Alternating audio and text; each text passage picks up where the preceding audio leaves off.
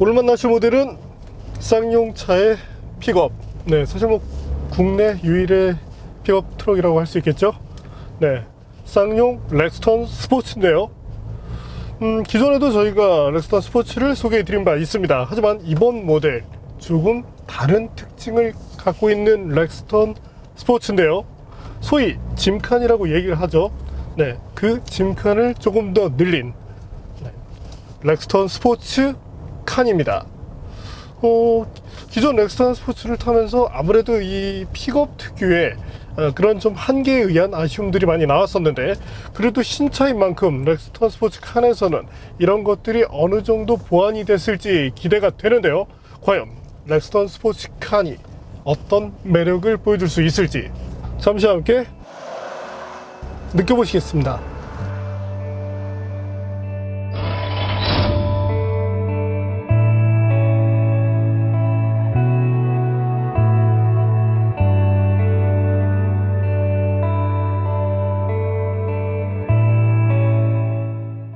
국내 유일의 픽업 트럭 렉스턴 스포츠에 새로운 모델이 추가됐습니다. 렉스턴 스포츠 칸인데요. 표면적으로 렉스턴의 화물칸을 늘린 모델 같지만 향후 수입될 픽업 트럭에 대비한다는데 그 목적이 있습니다. 렉스턴 스포츠 칸은 미국에서 미드사이즈 픽업 트럭으로 분류됩니다. 이 영역에는 포드 레인저, 쉐보레 콜로라도가 있고 토요타 타코마, 혼다 리치라인, 닛산 프론티어 등도 같은 그룹에서 경쟁합니다. 프리미엄 브랜드인 메르세데스 벤츠도 X클래스를 내놨고 현대차도 곧 2급의 픽업 트럭을 미국 시장에 공개할 예정입니다. 현재 상황을 볼까요? 쉐보레 콜로라도의 국내 출시가 확정됐습니다. 포드 레인저 투입 가능성도 높아졌고 현대차의 중형 픽업 트럭도 미국 시장 출시 후 국내 시장 출시 가능성도 언급되고 있습니다. 그동안 국내 시장을 독식했던 렉스턴 스포츠가 다수의 경쟁자를 만나게 될 텐데요. 미드사이즈 픽업 트럭을 상징하는 화물 적재 무게 700kg에 맞춰 개발된 것이 특징입니다. 기존 렉스턴 스포츠의 롱휠 베이스 모델로 볼 수 있는 만큼 디자인의 변화는 제한적입니다. 특징으로는 전면 그릴 디자인이 꼽히는데 파르테논 신전에서 영감을 받았다고 합니다. 측면부 적재함이 차지하는 비율이 달라졌죠.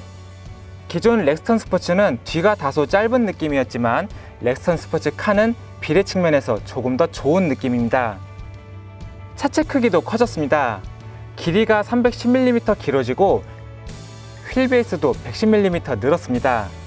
높이도 15mm 높아졌고요. 늘어난 길이는 모두 적재함에 반영되는데 그 덕분에 렉스턴 스포츠보다 24.8% 늘어난 화물 공간을 갖게 됐습니다.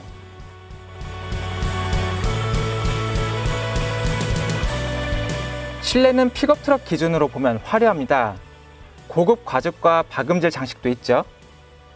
천장도 블랙 색상으로 통일했습니다. 열선 스티어링 휠과 통풍 시트, 듀얼존 에어컨, 계기판에 7인치 디스플레이도 있고요. 뒷좌석은 동일합니다. 휠베이스가 늘었지만 승객석의 변화가 없기 때문인데요. 재원상 레그룸도 같습니다.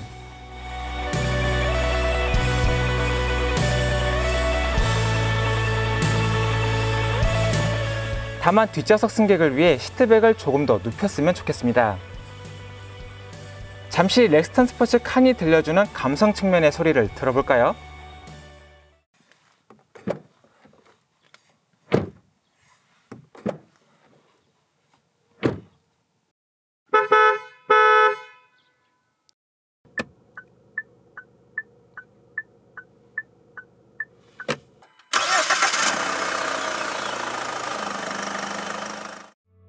편의 및 안전 장비로 전방 추돌 경고 및 긴급 제동, 차선 이탈 경고, 오토 하이빔, 사각 및 후측방 경고 기능이 있고 어라운드 뷰 모니터링 시스템도 있습니다. 3D 애니메이션 효과도 좋죠.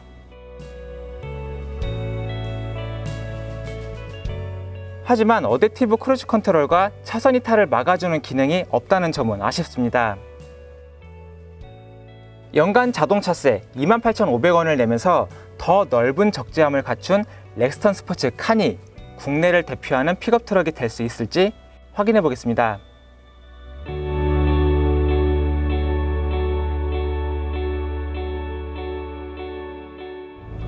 자, 그럼 지금부터 렉스턴 스포츠 칸, 앞으로는 줄여서 제가 칸이라고 얘기를 할 텐데, 그럼 칸과 함께 달려볼까요?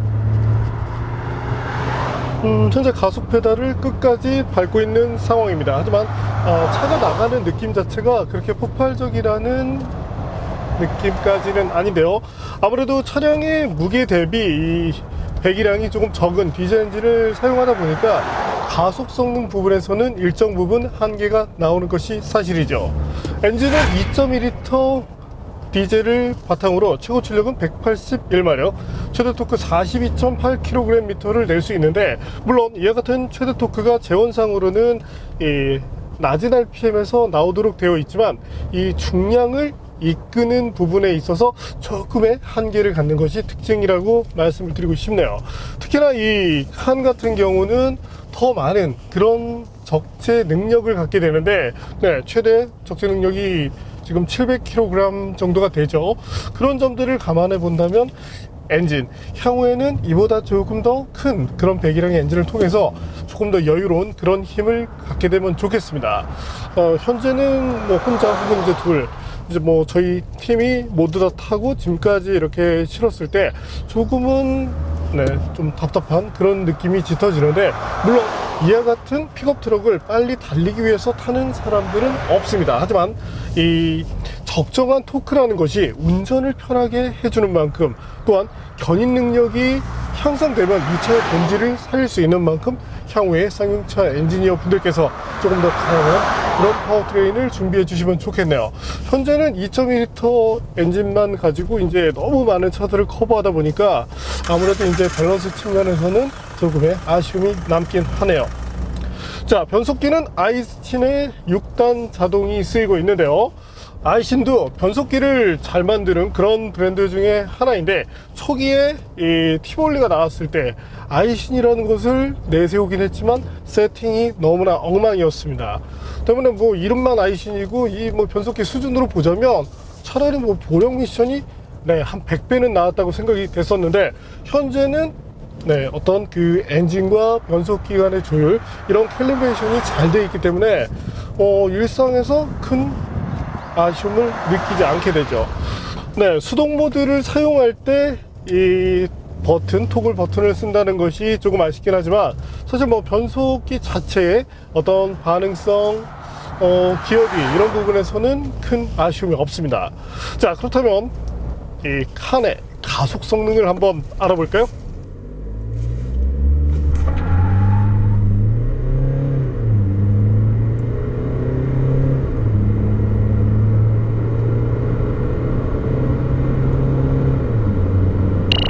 자, 기록으로 봤을 때 렉스턴 스포츠가 상당히 뭐 좋은 그런 능력을 보여줬었는데, 칸도 그것과 비교를 한다면 약 0.2초 미만의 차이를 보여주고 있습니다. 사실 뭐 이 정도의 차이라면 오차 범위 안에 들어갈 정도의 수준이기 때문에 어떤 동력 성능 면에서는 큰 차이가 나지 않는다, 이렇게 봐주셔도 되겠네요. 다만 이제 최고 가속이 유지되는 상황, 이때 뭐 탄력을 받는 그런 환경이 되겠죠. 이때의 가속감은 좋지만 그래도 처음 차가 움직일 때는 약간 답답함이 있기 때문에 물론 이런 발진 가속 성능을 위함이 아닌 어떤 그 운전의 편의성, 제가 이 부분을 계속 강조를 하게 되는데, 그걸 위해서 조금 더 성능이 개선이 되면 좋겠습니다. 배기량이 커지는 것이 가장 확실하겠죠. 자, 이번 모델 중요한 것이 있다면 이 아무래도 픽업 트럭 승차감이 다소 좀 떨어지는 경향이 있죠. 현재 모델에는 릴프 스프링이 적용이 되어 있습니다. 트림에 따라서 이제 뭐 5링크 타입이 쓰이기도 하는데, 다른 것보다 기존에 저희가 테스트했었던 이 렉스턴 스포츠보다 승차감이 다소 좀 좋아졌습니다. 물론 이 적재 환경에 따라서 승차감이 조금 변하는 그런 것도 이제 픽업 트럭의 어떤 특징이라고 할 수 있을 텐데, 이전보다 전반적인 만족도가 조금 높아졌습니다. 또한 저희가 제동을 비롯해서 가속력 테스트를 할 때 이때 어떤 그 네, 차체가 보여주는 그런 경감이 약간 좀 모자란 그런 느낌이 있었는데, 이번 칸에서는 네, 그런 것들이 어느 정도는 잡혀 있는 모습을 보여주고 있네요. 때문에 차량 자체를 놓고 봤을 때 저희는 네, 기존의 렉스턴 스포츠와 칸 두 가지가 있을 때 네, 칸 쪽에 손을 들어주고 싶습니다. 또한 픽업 트럭의 본질적인 부분을 놓고 보더라도 사실 적재라는 것 때문에 이걸 타는 거지, 네, 뭐 세금 때문에 타시는 분들도 좀 계시긴 하지만, 네, 근본적인 목적 자체 그런 점들을 생각한다면 당연히 현재 칸이 더 낫지 않나요? 자, 그렇다면 이번 칸 제가 앞서 승차감이 좀 더 나아졌다, 또한 리프 스프링에 대한 얘기를 드렸었죠. 그 부분에 대한 김선웅 기자의 얘기를 한번 들어볼까요? 네, 이번 렉스턴 스포츠 칸에는 두 가지 종류의 서스펜션을 선택할 수 있습니다. 전류는 동일하지만 후륜이 다른데요. 일반 모델에는 다이나믹 파이버 링크, 고중량 모델에는 파워 리프 서스펜션이라는 이름을 갖고 있습니다. 네, 조금 오글거리는 것 같은데 쉽게 코일 스프링과 판 스프링으로 구분을 하시면 될 것 같습니다. 판 스프링이 들어갔다고 우려하시는 분들이 많으실 것 같은데요. 결론적으로 말씀드리면 렉스턴 스포츠 칸에는 판 스프링이 더 어울린다고 말씀을 드리고 싶습니다. 판 스프링을 리프 스프링이라고도 하는데요. 이름 그대로 철판을 겹겹이 쌓은 것을 스프링으로 대신 사용하고 있습니다. 네, 첫 번째 장점은 바로 구조가 간단하다는 것입니다. 생긴 것만 봐도 간단하게 생겼죠. 이것은 바로 두 번째 장점으로 이어집니다. 바로 내구성이 강하다는 것입니다. 코일 스프링은 장시간 스트레스를 받으면 복원력이 약해진다는 단점이 있습니다. 쉽게 말해서 차가 주저앉을 수 있다는 것인데요. 판 스프링은 그보다 월등한 내구성을 갖습니다.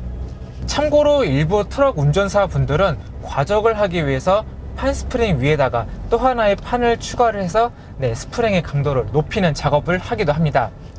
물론 단점도 있습니다. 무겁고 승차감이 나쁘면서 서스펜션의 변화를 통해 차량의 성격을 바꾸기도 힘듭니다. 그냥 화물차 같은 느낌이 난다는 뜻인데요. 하지만 그렇기 때문에 화물 트럭에는 판 스프링이 더 적합하다고 할 수 있습니다. 최대 700kg의 무게를 이겨내기 위해서는 내구성이 무엇보다 중요하기 때문입니다. 실제로 포드 F150이나 쉐보레 실보라도나 콜로라도, 토요타 타코마나 툰드라, 닛산 프론티어나 타이탄까지 대부분의 유명한 픽업 트럭 대부분이 후륜에 판 스프링을 사용하고 있습니다. 물론 혼다 리치라인은 일반 승용차용 서스펜션을 사용하고 있고, 다찌 램 같은 경우는 무려 에어 서스펜션을 사용하고 있기 때문에 조금은 성격이 다르다고는 할 수 있습니다. 중요한 것은 판 스프링을 사용했다는 것이 아니라 어떤 댐퍼를 사용했는지입니다. 현재 보시는 이런 차들은 판 스프링과 고성능 댐퍼의 조합으로 이렇게까지 달리는 모습을 연출할 수가 있는데요. 물론 렉스턴 스포츠카는 아직 이 부분에서 조금 부족하기 때문에 조금 더 분발은 해야 되겠습니다. 추가적으로 설명을 해드리고 싶은 부분이 있는데요. 판 스프링을 사용한 만큼 더 무거운 중량을 견딜 수 있게 설계가 됐습니다. 그런 만큼 하중이 무거운 환경에서 운전을 하신다면 멋을 위한 타이어 교체는 가급적 자제하시는 것을 추천드리고 싶습니다. 여기 보시는 것처럼 XL이라는 표기가 있죠. 고중량을 버티기 위해 만들어진 전용 타이어라는 뜻입니다. 멋있게 보이려고 이 타이어를 빼고 인치업을 하고 일반 타이어를 장착한 다음에 무거운 짐까지 싣게 되면 아무래도 안전에 위험해질 수가 있습니다. 전용 타이어라는 것을 사용했기 때문에 그 특성을 알고 접근해 주셨으면 좋겠습니다. 또 한 가지, 모든 렉스턴 스포츠는 고속도로 1차선 주행이 불가능하다는 점도 다시 한번 강조를 하고 싶습니다. 네, 항상 중요한 것이 어떤 구조만 가지고, 눈에 보이는 구조만 가지고 폄하하는 그런 문화가 생기지 않았으면 좋겠습니다. 자, 어쨌든 중요한 것은 셋업이란 부분이고, 적어도 저희가 이 쌍용차의 픽업을 테스트한 이유, 그래도 이번 칸만큼은 그래도 뭐 타협할 만하다, 네, 이렇게 지금 의견이 모였는데, 네, 제 개인적으로도 이 정도라면 어느 정도는 만족할 것 같습니다. 적어도 이 차의 본질을 생각한다면 말이죠. 다만 이제 적재가 되지 않은 환경에서 운행할 때도 있는데, 이때 아무래도 좀 통통통통 튀는 그런 느낌이 드는데 요런 것까지를 욕심내면 조금 그럴까요? 네, 어쨌든 기존 나왔던 모델 대비 좋은 모습을 보여주고 있는 칸입니다. 네, 짐칸도 넓고요. 자, 그러면 이번에는 칸의 제동 성능도 한번 알아볼까요?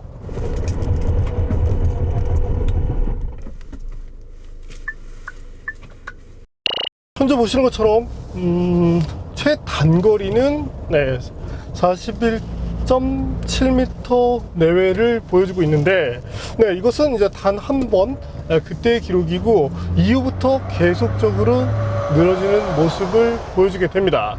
때문에 최종 테스트가 진행됐을 때는 이제 44m를 넘어섰는데, 저희가 평균치를 이렇게 꼽아본 결과 딱 43m 정도의 수치를 보여주었습니다. 승용 모델로서 바라본다면 어느 정도 뭐 타협을 해볼 수도 있겠지만, 현재 모델은 많은 짐을 적재하고 또한 많은 승객을 태울 수 있는 모델이죠. 그런 점들을 감안한다면 제동 성능을 조금 더 끌어올릴 필요가 있겠습니다. 특히나 이제 후반으로 갈수록 이렇게 시스템이 지치는 모습을 보인다는 것은 결국에는 안전과 연관이 될 수 있는 만큼, 물론 2차로 빠른 달리기를 하신 분들은 없겠지만, 그렇다 하더라도 가장 1차적인 안전 시스템이라는 것이 브레이크이기 때문에 향후에 쌍용차에서 이런 부분에 대해서도 좀 신경을 써주면 좋겠네요. 사실 이 과거 미쓰비시 자동차가 이 현대 자동차의 스승이었죠.